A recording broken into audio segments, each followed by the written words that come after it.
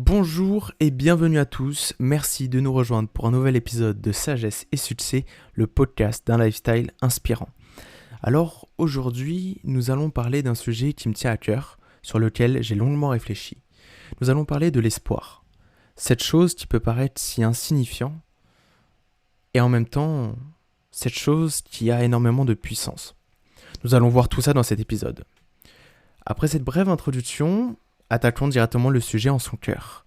Parlons donc de la définition. Comment nous allons définir l'espoir ? Alors tout simplement, l'espoir est le fait d'attendre quelque chose de mieux, d'attendre une meilleure situation ou d'avoir confiance en la réalisation de quelque chose. L'espoir, on en a tous. On en a eu, on en a et on en aura. En tout cas, je l'espère pour vous de toujours en avoir. L'espoir, en fait, est, je pense, l'une des choses qui tient le monde et l'une des choses les plus puissantes de notre société en tout cas. La plupart des dirigeants politiques fonctionnent en donnant de l'espoir et en se débrouillant pour garder cet espoir en vie auprès des peuples. Napoléon Bonaparte disait même « Le rôle du leader est de définir la réalité, puis de donner de l'espoir ». On voit donc à travers cette citation l'importance de l'espoir et comment Napoléon l'utilisait pour faire avancer ses troupes. Et on comprend aussi, à travers l'histoire, à travers le nombre de conquêtes qu'il a fait, l'efficacité et la puissance de cette chose qu'on appelle l'espoir. Alors après, dans la vie courante, les gens aussi espèrent et donnent de l'espoir. En tout cas, ils donnent de l'espoir en eux. Tous espèrent avoir un meilleur avenir, un meilleur futur, de meilleures conditions de travail par exemple, une meilleure vie de famille, en trouvant les bonnes personnes, etc. On va espérer certaines choses. En revanche, l'espoir est certes très puissant, mais donc comme toute puissance, son utilisation va influencer sa dangerosité. Car il y a deux côtés un peu à l'espoir.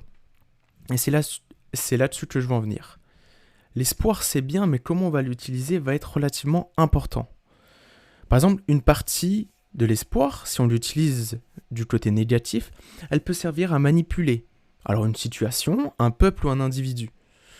Et de l'autre côté, l'espoir, dans un aspect un peu plus positif, elle peut motiver, elle peut donner confiance, elle peut même nous permettre de réussir dans certaines choses, dans certains objectifs que nous nous fixons. Alors maintenant, il est donc temps pour nous de voir les différents aspects que j'ai évoqués précédemment, mais que nous allons essayer de définir plus précisément maintenant. Donc tout d'abord l'aspect positif. Comme on dit généralement, il y a un dicton qui dit « l'espoir fait vivre ». Et oui, je confirme, l'espoir fait vivre. Il faut avoir de l'espoir, c'est pour ça que on en a eu, on en a, et je l'espère pour vous que vous en aurez encore, car l'espoir fait vivre. L'espoir permet de nous donner la motivation nécessaire pour faire certaines choses. L'espoir, en fait, il nous permet d'avoir un peu d'optimisme.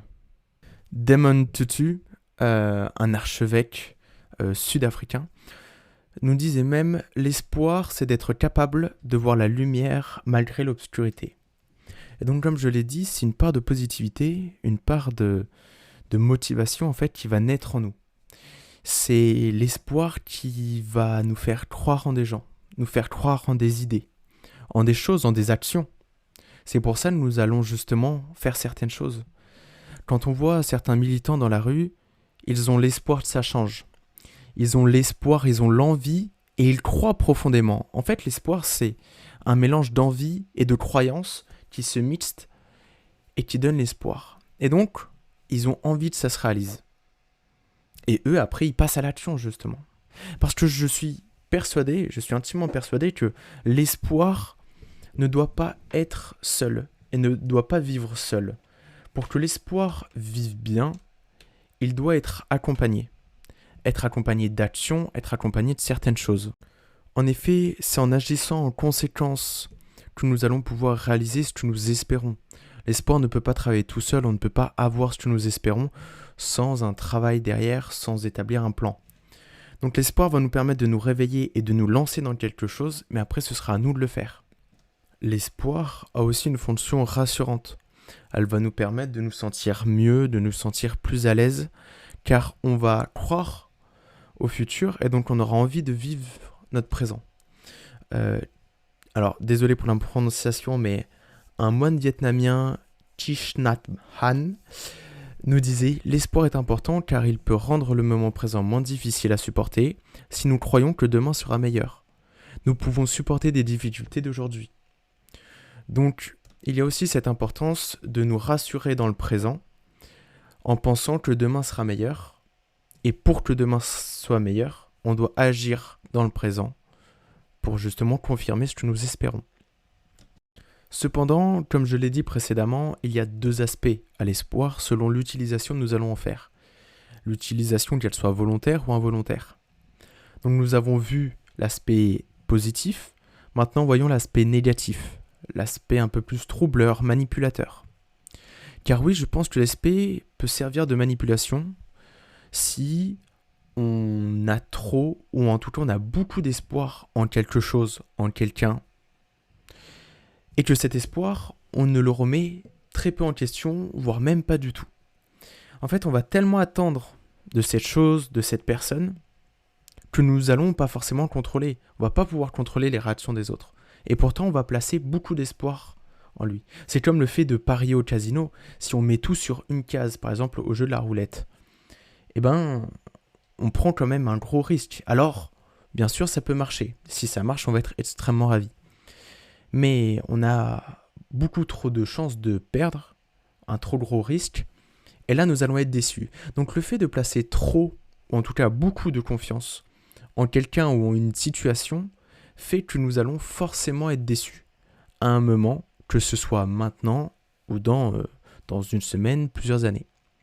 Il est donc important de remettre en question l'espoir que nous allons placer ailleurs, car ça reste notre espoir, et si après il est touché, ou on voit qu'on ne peut pas faire confiance, ou qu'on ne peut pas espérer en une situation, ça va nous affecter nous personnellement. Alors après attention, je ne dis en aucun cas de remettre constamment en question le fait d'espérer, juste d'espérer, car on verra plus tard, juste après, que l'espoir c'est bien, il en faut toujours, mais plutôt le fait de choisir où placer son espoir. Car la grande différence, en fait, entre les situations ou même les individus, c'est qu'il y a certaines qu'on va contrôler et d'autres qu'on ne va pas contrôler. Et donc on reviendra sur la dernière partie, sur comment choisir et comment trouver les situations qu'on va pouvoir contrôler et les personnes que nous allons pouvoir contrôler. Sur ce, on comprend donc toute l'importance de la remise en question et de la modération pour garder justement un contrôle sur notre vie, sur nos réactions, sur même nos émotions. Ensuite, un sous-aspect de la partie négative de l'espoir, c'est le fait de n'avoir aucun espoir. C'est tout le contraire. Souvent, les extrêmes ne sont jamais bons. Soit trop d'espoir, c'est pas bon, soit pas du tout, ou pas assez, c'est pas bon non plus. Charles de Gaulle nous disait: la fin de l'espoir est le commencement de la mort. Et si on y réfléchit bien, c'est totalement vrai. Quand on pense aux personnes suicidaires, c'est des personnes qui ont perdu espoir, qui n'arrivent pas à trouver d'espoir et la motivation de faire quelque chose dans le présent, car ils n'arrivent plus à croire et à avoir envie d'aller dans le futur. Ils n'y croient pas, ils perdent cette positivité et justement, ils deviennent déçus. Ils sont déçus de la situation. Et quand ils perdent espoir, justement, on dit que certaines personnes peuvent perdre espoir, c'est là où on se rend compte qu'on perd totalement le contrôle de nous-mêmes. Et que dans ce dernier élan, on est prêt à faire n'importe quoi, on est prêt à faire des bêtises, on est prêt à faire des conneries, car on est en manque d'espoir, on n'arrive plus à croire en quelque chose. Et l'humain a constamment besoin de croire en quelque chose, d'avoir envie en quelque chose, car c'est ce qui va lui donner un sens à sa vie. Et donc justement, ces personnes qui perdent espoir perdent un peu le sens qu'elles peuvent donner à leur vie. Heureusement, je reste assez positif là-dessus. Je reste persuadé qu'il faut garder espoir, que l'espoir existe encore. Et si on pense le contraire, ce serait abandonner le fait qu'on puisse être meilleur. Et je refuse d'abandonner cela. Le but même de ce podcast est de devenir meilleur parce qu'on y croit et qu'on a l'espoir de devenir meilleur. Alors, pour espérer, entre guillemets, correctement, à la bonne valeur, sans être trop ou n'être pas assez, je pense qu'il faut avant tout avoir espoir. avoir la foi et croire et avoir envie d'améliorer sa propre vie. Je pense que la personne en qui vous devez avoir le plus d'espoir, c'est vous-même. Car vous-même, c'est justement l'une des personnes que vous pouvez contrôler. Donc vous gardez un certain contrôle. Ce sera à vous de savoir si vous voulez vous rendre fier ou si vous voulez vous décevoir. Il est donc important de placer ce barème-là parce que vous allez avoir une exigence personnelle. Et cette exigence personnelle, elle va vous permettre de vous amener à des situations à travers différentes actions. Elle va vous permettre de vous amener à des événements en lesquels vous allez aussi croire et vous allez pouvoir espérer quelque chose. En fait, vous serez rarement déçu. Parce que soit vous aurez réussi, soit vous aurez appris. Donc il faut espérer sur les bonnes choses. Et généralement aussi, on peut rarement espérer des autres. On peut rarement espérer des situations qui ne dépendent en aucun cas de nous. Pas parce qu'on ne peut faire confiance en personne. Je pense qu'il y a des personnes en qui on peut faire confiance. Mais actuellement, on est tous différents. On le sait. Et donc, on n'agit pas de la même manière selon différentes actions. On a beau se ressembler énormément, surtout entre différentes personnes. Par exemple, avec vos amis, avec votre famille, etc. Mais ces personnes-là ne vont jamais réagir comme vous. Ne vont pas forcément faire les choses que vous souhaitez faire. Donc, vous ne pourrez pas être toujours en accord avec certaines personnes. Et donc, il ne sert à rien de mettre trop d'espoir ou de croire absolument en quelque chose que vous ne pourrez jamais contrôler. Et faites le test vous-même. Si vous vous concentrez sur vous, vous espérez de devenir meilleur et vous passez à l'action directement, vous par la suite, vous verrez que vous allez améliorer vos situations, finalement, et vous allez améliorer, en fait, votre vous au sein de différentes relations, au sein de différentes actions. Car vous allez respecter votre vous. Vous allez ne plus être déçu par les autres et être à 100% en accord avec vous-même.